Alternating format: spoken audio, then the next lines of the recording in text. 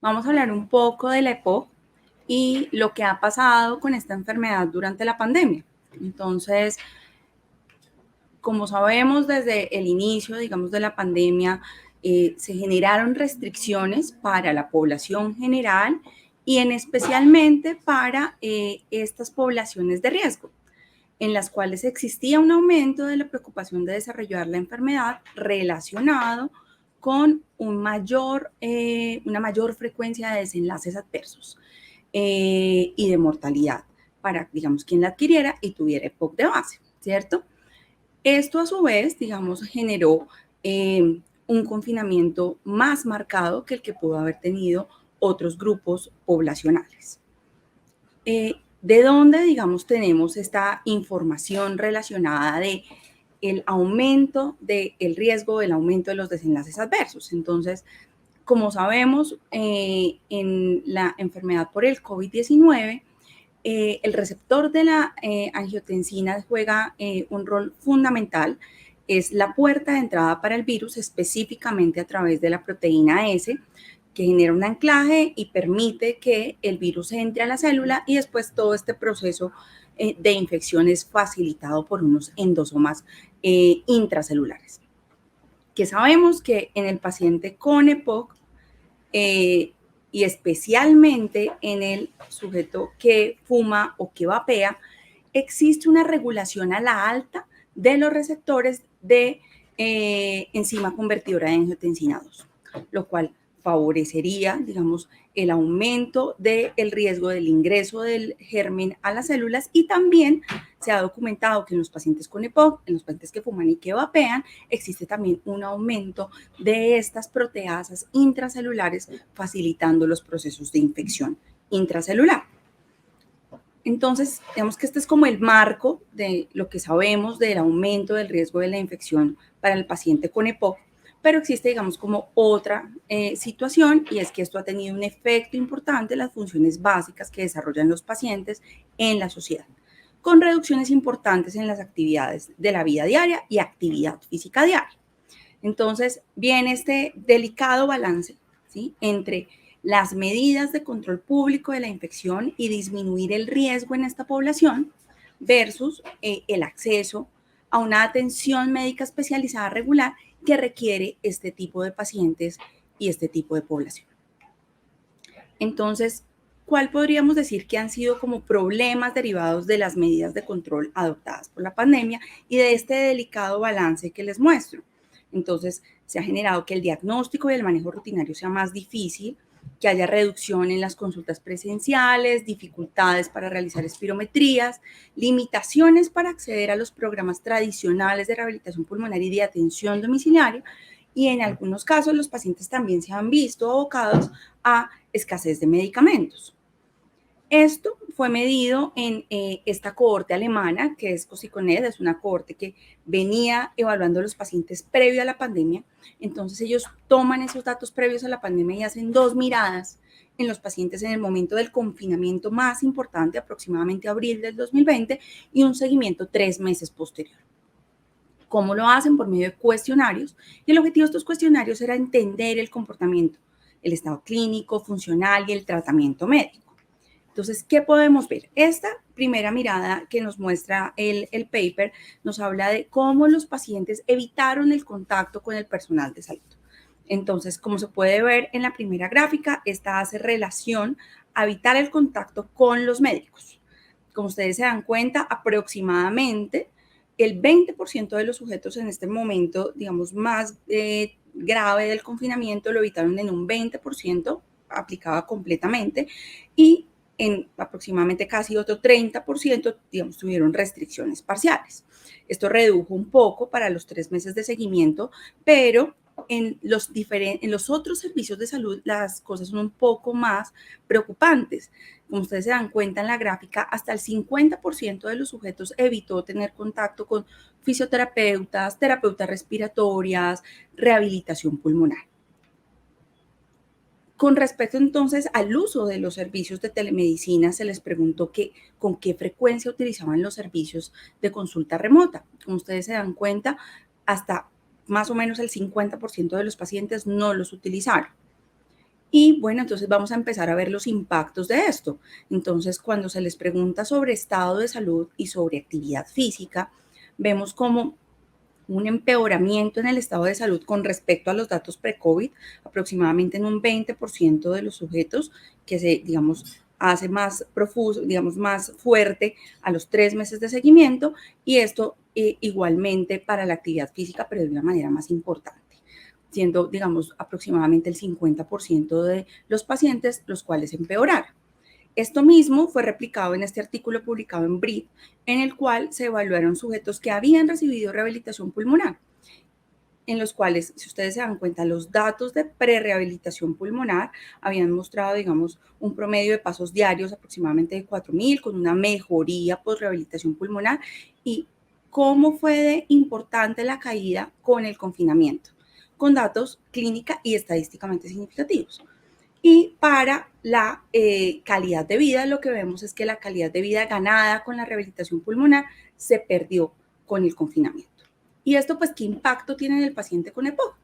Desde hace aproximadamente una década sabemos que cuando comparamos los pacientes con EPOC activos versus los sedentarios o los muy inactivos, la probabilidad de sobrevivir disminuye de manera sustancial.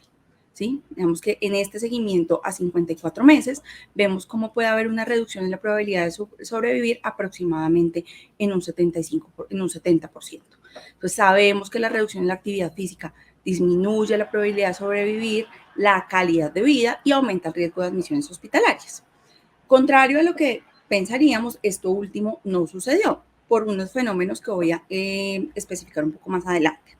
Este fue un metaanálisis publicado en PLOS ONE, en el cual se mostró en un estudio que incluyó 13 digamos, estudios derivados de 9 países, en los cuales, digamos, partiendo del racional que la mayoría de las exacerbaciones convencionales por EPOC se producen por virus respiratorios pues, diferentes a COVID en la población general, se quiso evaluar cuál había sido el impacto en exacerbaciones generales de los pacientes con EPOC. Y como podemos ver en el diagrama de árbol, se documentó con estos 9 estudios que hubo una reducción aproximadamente en un 50% de la probabilidad o tasa de hospitalización por exacerbaciones en los pacientes cuando se compararon previo a la pandemia. ¿Y de dónde esto? Entonces, se unen varios aspectos. Entonces, las regulaciones derivadas del confinamiento, el miedo propio de ser un paciente con EPOC y adquirir la infección por COVID. Esto deriva en mayor higiene de manos, uso de tapabocas, confinamiento, distanciamiento social, adherencia a medicamentos, reducción en la polución y disminución en la probabilidad de adquirir virus que se encuentran en la comunidad. Y esto finalmente deriva en una reducción de las exacerbaciones generales. Entonces, hemos hablado un poco, digamos, como del impacto que ha tenido este proceso de pandemia en los pacientes, y ahora voy a hablar un poco de los puntos claves a los cuales nos hemos visto abocados durante el manejo de estos pacientes en la pandemia. Entonces, en el paciente con EPOC, yo podría hablar de 2 grandes puntos. O sea, a mí, en este proceso de enfermedad, me interesa impactar 2 cosas grandes. Uno, las cosas que experimenta el paciente, los síntomas, la actividad, la limitación, el estado de ánimo, su estado de salud. Y los desenlaces clínicos que tradicionalmente evaluamos en los ensayos clínicos, que es la progresión de la enfermedad derivada de compromiso de función pulmonar, exacerbaciones, comorbilidades y el riesgo de morir. Entonces, partiendo de ese punto, voy a empezar, digamos, un poco a desglosar cómo ha sido la experiencia de impactar en este proceso de enfermedad durante la pandemia. Con respecto a los síntomas, iniciativas grandes como GOL nos han dado unos lineamientos de como rutas a seguir de qué debemos evaluar durante nuestras consultas virtuales, las cuales fueron en su mayoría el medio de contacto con los pacientes durante la pandemia. Siempre evaluar el grado de disnea regular, si ha tenido producción de esputo, cómo está la tos, si ha habido cambios recientes en los síntomas. Siempre preguntar acerca de la adherencia a los medicamentos por síntomas de COVID, y una forma muy objetiva y más en estos medios virtuales de poder objetivar los síntomas es el uso del cuestionario CAT, cuestionario que cuenta con 5 distractores, pocas preguntas y que nos permite hacer objetivo cómo está el control de la enfermedad en términos de síntomas y no solo de disnea. Siempre pedir a los pacientes durante las consultas la monitorización con pulsoximetría y contar con el dato y con temperatura. Con respecto a la actividad física diaria, que uno diría, bueno, esto es un reto de evaluar qué tanto se están moviendo nuestros pacientes. Como sabemos, normalmente en la evaluación de actividad física diaria hay dos grandes como pilares. Uno, qué tan viable es y otro, qué tan válido es. En la esquina superior de la viabilidad, de lo que es fácil de hacer, se encuentran los cuestionarios, pero pues estos tienen menor validez y su uso, digamos, más amplio es a nivel comunitario. Hacia abajo en los niveles de validez tenemos cosas como los acelerómetros, que son costosos, de difícil acceso, pero en un punto intermedio nos encontramos con los multisensores, monitores de frecuencia cardíaca que tienen muchos pacientes, o podómetros que, si bien no tienen características de sensibilidad y especificidad perfectas, nos dan una aproximación muy valiosa cuando los utilizamos a través de los teléfonos inteligentes de nuestros pacientes. Entonces, una buena aproximación que se ha utilizado durante la pandemia para medir esa actividad física diaria es el uso de la retroalimentación de pasos que tienen las apps de los teléfonos inteligentes o las monitores de frecuencia cardíaca de muñeca. Y esto tiene evidencia, y una evidencia previa a la pandemia, ¿sí?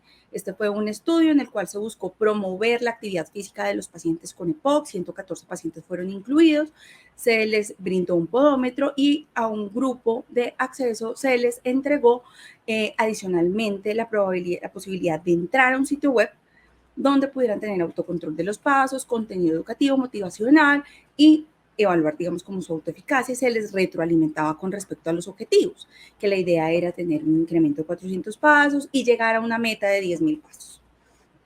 ¿Qué se vio en este estudio? Que en el grupo de intervención, que tenía el podómetro y el acceso a esta plataforma web, el incremento de pasos, el cambio de pasos con respecto a el punto basal estuvo aproximadamente en los 600 pasos. Entonces, esta es una muy buena aproximación para la evaluación de nuestra actividad, de la actividad física de nuestros pacientes. Otro pilar fundamental del manejo de la EPOC es la rehabilitación pulmonar, que trasciende la actividad física diaria. Y como vimos en el estudio alemán que les mostré previamente, uno de los servicios que se vio, digamos, con mayores limitaciones de acceso fue la rehabilitación pulmonar. Entonces, vienen estrategias como la telerehabilitación. Y este estudio publicado el año pasado, digamos que nos abre, digamos, una puerta grande con respecto al acceso. Este fue un estudio en el cual solo hubo un ciego, fue multicéntrico, los pacientes fueron asignados uno a uno, un seguimiento de 10 semanas y digamos que aquí viene lo más importante, se les daba digamos como unas recomendaciones con respecto a ejercicios repetitivos, educación, reposo y calentamiento. ¿Qué mostró este estudio publicado en Tórax? Que la rehabilitación pulmonar, digamos, brindada por telerehabilitación y supervisada, no era, digamos, superior a la rehabilitación convencional, pero digamos que aquí hago un punto importante, y es que este fue un estudio planteado como un diseño de no inferioridad. No queríamos mostrar que era superior, sino queríamos mostrar que era equivalente. Y esto nos permitió ver este estudio. La telerehabilitación era equivalente en los desenlaces importantes que evaluamos con respecto a la rehabilitación pulmonar. Y esto, digamos, va soportado por este estudio también publicado por la misma autora previo a la pandemia, en el cual, por acceso o por falta de recursos, se utilizan estrategias de rehabilitación en casa, siempre vigiladas, no realizadas solo por el paciente, siempre supervisadas, pero cuando se cuenta con recursos mínimos, como lo que pudo pasar en la pandemia. Entonces, un espacio limitado, no cuentan con pesas, no cuentan con bandas. Entonces, lo que se les pedía a los pacientes era que caminaran y se monitorizaran con su podómetro, que el ejercicio de resistencia se hiciera por medio de ejercicios como levantarse y sentarse de la silla, y el ejercicio de fuerza se hiciera utilizando carga por medio de botellas de agua. ¿Qué mostró este estudio? Que la rehabilitación en casa o este modelo mejoraba la capacidad de ejercicio y la calidad de vida y era al menos equivalente al que se realiza de manera convencional. Entonces, a la fecha sabemos que los programas de telerehabilitación, ya sea con recursos convencionales o con recursos limitados, son al menos equivalentes a los que brindamos en centros especializados. Muy importante la evaluación del estado de ánimo y del estado de salud. Digamos, y esto la idea es trascender la pregunta de usted se siente ansioso o deprimido, utilizar cuestionarios cortos y que han sido validados como el HATS. Y pasando al otro aspecto importante de la enfermedad, de los desenlaces clínicos, entonces la estrategia GOLD, digamos, nos pide siempre asegurémonos de que el paciente cuente con su medicación para reducir el riesgo de exacerbaciones. Adicionalmente, que no la descontinúe en ningún momento y si el paciente es candidato, digamos, de estos fenotipos que se benefician del uso de esteroides inhalados, no los retiráramos. Asegurar la vacunación para influenza y lo que hablamos de mantener la actividad física diaria. Hacer un seguimiento estricto al requerimiento de visitas a emergencias o hospitalizaciones y en la medida de lo posible la generación de un plan de acción.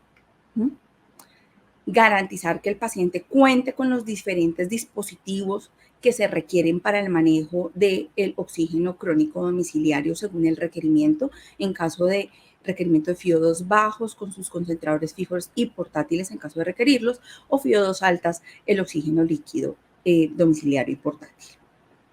Entonces, digamos que hasta este punto yo quería mostrarles un poco el racional del problema, cómo, digamos, evaluamos y seguimos a nuestros pacientes, especialmente por estrategias de telemedicina durante esta pandemia, pero este estudio publicado este año nos mostró una perspectiva de los pacientes y de los clínicos con respecto a la administración de los servicios de manera remota. Y acá quiero hacer, digamos, resaltar algunos aspectos. Entonces, con respecto, digamos, a la recolección de la enfermedad y del estado de salud, solamente 7% pensaron que no era apropiado, en su mayoría el 77%, tanto de los pacientes como de los médicos consideraron que las herramientas que hemos venido usando son apropiados para adquirir esta información. Limitantes importantes, la realización de función pulmonar, en un 60% se consideró que no había sido apropiado el acceso, al igual que la realización de pruebas de ejercicio. Aquí vinieron cosas importantes y es que se empezaron, digamos, al igual que en asma, a desarrollar de una manera más amplia los planes de automanejo y los planes de acción para los pacientes. Y eso a su vez, digamos, favorece la autoeficacia del paciente y, digamos, el soporte de cesación de tabaquismo se trató, digamos, de hacer de manera remota, de manera muy adecuada. Pero también, digamos, el criterio médico jugó, digamos, un punto muy importante en decidir cuándo era necesario tener el contacto cara a cara. ¿Qué concluye este estudio? Que si bien, como les he venido mostrando, muchos de los aspectos se pudieron manejar por medio de la medicina entregada por medio de telemedicina, no todos los aspectos del cuidado rutinario de la POC se pueden dar por medio de este medio. Y especialmente, digamos, estos servicios que no se pueden entregar de manera remota se deben considerar siempre su uso y, digamos, su manejo y su interacción cara a cara. Otro punto importante es cuando el paciente que tiene POC sospechamos que tiene COVID. Entonces, siempre es muy importante la realización pronta de las pruebas, evitar, digamos, en estos momentos la realización de espirometrías, considerar la realización de tomografías para, cuando sea necesario, considerar el compromiso pulmonar. Con respecto a la farmacoterapia, siempre asegurar que el paciente cuente con los medicamentos, lo mismo, no suspender el esteroide inhalado si el paciente lo usa previamente y está indicado, y utilizar antibióticos esteroides según las recomendaciones de exacerbación y evitar la nebulización en la medida de lo posible. Si el paciente está en casa, digamos que mantener un nivel de actividad física adecuado dentro de los marcos de actividad física recomendada en el COVID y, digamos, las estrategias propias del manejo del COVID sin ninguna modificación, que incluyan claramente la rehabilitación post-COVID. Este diagrama reúne un poco lo que venía mencionando, entonces, si el paciente con COVID, digamos, con EPOC sospecha usted que tiene COVID, categorice la enfermedad con los paraclínicos propios de la infección por COVID. Muy relevante, siempre mantenga el tratamiento usual de la enfermedad y cuando el paciente ya esté en una fase convaleciente, brinde estrategias de rehabilitación pulmonar si usted cuenta con ellas de manera presencial o de manera domiciliaria, siempre supervisada. Entonces, para concluir, unos mensajes para llevar. Entonces, la hipoxia asocia a un incremento en la gravedad y la mortalidad por COVID, con reducción propia de las exacerbaciones de la enfermedad, o sea, propiamente del EPOC. Los servicios de atención médica se modificaron, sus modelos de atención, digamos, generaron cambios para reducir el riesgo de transmisión y muchas atenciones se realizaron de manera remota. Y vimos que muchas de las alternativas de atención remota no son inferiores al manejo presencial, lo cual, digamos, de manera valiosa nos abre oportunidades de acceso, sobre todo en poblaciones que tienen limitaciones. Pero no todos los aspectos del cuidado pueden brindarse de forma remota y se deberá priorizar siempre cuáles deben ser valoraciones de manera presencial. Muchas gracias.